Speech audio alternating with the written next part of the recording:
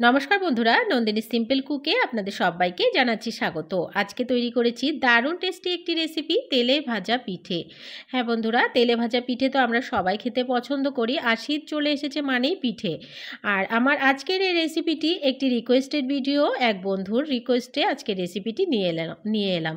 তো বন্ধুর নাম তাপস, ওনার সারনেমটা ঠিক আমার মনে নেই। তো বন্ধু, আশা করছি আপনার এই রেসিপিটি ভালো লাগবে।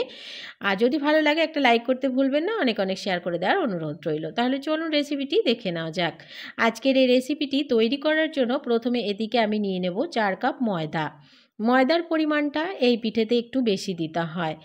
এবারে আমি চায়ের কাপ মেপেই সমস্ত জিনিসগুলো এখানে নিচ্ছি, তাহলে আপনাদের বুঝতে সুবিধা হবে। প্রথমে আমি বলে ময়দাগুলো নিয়ে নিচ্ছি। তো আমি 4 কাপ ময়দা এখানে নিয়ে নিলাম। এই 4 কাপ ময়দাতে দিয়ে দেব আমি 1 কাপ চালের গুঁড়ো। চালের গুঁড়োটা অনেকেই দেন না তেলে ভাজা পিঠেতে, তবে দিলে ভীষণ ভালো হয় খেতে, টেস্টও হয় আর খুব সুন্দর ফুলবেও। চালের গুঁড়োটা দেওয়ার পরে দিয়ে দিচ্ছি 1 কাপ সুজি। এবারে দিয়ে দিচ্ছি পরিমাণ মতো লবণ, মিষ্টির ব্যালেন্সটাকে ঠিকঠাক রাখার জন্য। এবারে খুব ভালো করে সমস্ত কিছুকে একটু মিশিয়ে নিচ্ছি। এই পিঠের জন্য এই ব্যাটারটা কিন্তু একদমই পারফেক্ট হতে হবে, তাহলেই পিঠেটা খুব সুন্দর হবে। এবারে অল্প অল্প পরিমাণ দুধ দিয়ে আমি গুলে নিচ্ছি, গুলে একটা ব্যাটার রেডি করে নিচ্ছি। প্রথমে একবারে পুরো দুধটা দেব না, আমি এখানে 500 গ্রাম দুধ নিয়েছি, আমি অল্প অল্প করে দুধটা দিয়ে মেখে নিচ্ছি। অল্প পরিমাণ দুধ দিয়ে দেখুন মাখা হয়ে গেছে। তো আমার 500 দুধ পুরোটাই কিন্তু এখানে লেগে গেছে। ব্যাটারের ঘনত্বটা এখনও বোঝা যাবে না, কেননা এখানে সুজি দেওয়া রয়েছে, সুজিটা ফুলবে, সেই কারণে আমরা কিছুক্ষণ পর্যন্ত রেখে দেবো। তার আগে আমি এখানে দিয়ে দিচ্ছি গুড়। এখানে আমি গুড় দিয়ে দিচ্ছি।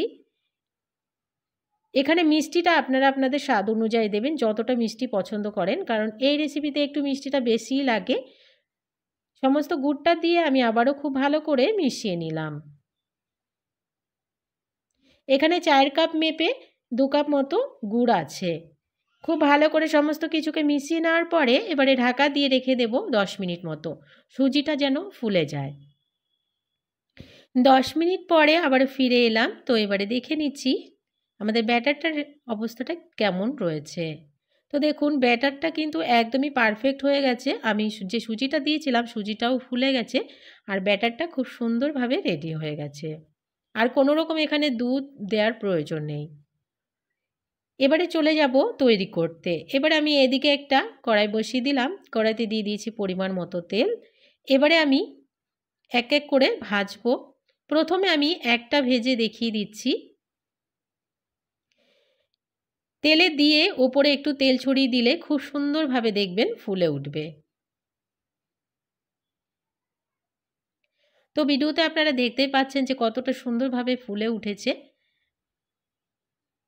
এটাকে আমি দু পাশটা একটু গোল্ডেন ব্রাউন করে ভেজে নিচ্ছি। ওই পাশটা ভাজা হয়ে গেছে, এবারে উল্টে দিয়ে এই পাশটাকেও একটু লাল লাল করে ভেজে নিলাম। এটা একদমই রেডি হয়ে গেছে। কতটা লোভনীয় দেখতে হচ্ছে দেখে বুঝতেই পারছেন। এটা আমি নামিয়ে নিচ্ছি, আরও 3টে আমি আপনাদেরকে একসাথে দিয়ে ভেজে দেখিয়ে দিচ্ছি। একসাথে আমি 3টে দেব, 3টেই দেখবেন খুব সুন্দরভাবে ফুলে উঠবে আর খুব সুন্দরভাবে ভাজাও হয়ে যাবে। এই রেসিপি তৈরি করতে হলে ব্যাটারটা কিন্তু একদমই পারফেক্ট তৈরি করতে হবে, সমস্ত কিছুর মাপটাও একদমই পারফেক্ট দিতে হবে, তবেই রেসিপিটি আপনার সুন্দর হবে। তো দেখুন 3টেই কত সুন্দরভাবে ফুলে উঠেছে। উল্টে দিয়ে এই 3টেকেও আমি খুব সুন্দর করে লাল লাল করে ভেজে নিচ্ছি।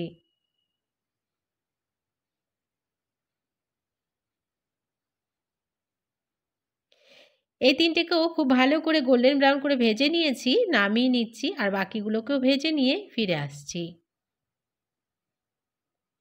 তো বন্ধুরা, সবগুলোই মালপোয়া আমার ভাজা হয়ে গেছে, তেলে ভাজা পিঠে। বন্ধু, আশা করছি আপনার এই রেসিপিটি আজকে ভালো লাগবে। আর আজকের রেসিপিটি যদি ভালো লাগে একটা লাইক করার অনুরোধ রইল, অনেক অনেক শেয়ার করে দেওয়ারও অনুরোধ রইল। নতুন বন্ধু আমার চ্যানেলে নতুন এসে থাকলে আমার চ্যানেলটিকে সাবস্ক্রাইব করে আমার পাশে থাকার অনুরোধ রইল। পাশে থাকা বেল আইকনটাকে প্রেস করে অল বাটনে ক্লিক করতে ভুলবেন না, এ ধরনের রান্নার নোটিফিকেশনগুলো সবার আগে আপনাদের কাছে পৌঁছে যাওয়ার জন্য। আর আজকের রেসিপি কেমন লাগলো কমেন্টস বক্সে জানাতে ভুলবেন না। কতটা ফুলকো ফুলকো হয়েছে আপনারা দেখে বুঝতেই পারছেন। আমি এবারে একটু ছিঁড়ে ভেঙে দেখিয়ে দিচ্ছি। তো দেখুন ভেতরটা কত সুন্দরভাবে তৈরি হয়েছে, দেখে আপনারা বুঝতেই পারবেন।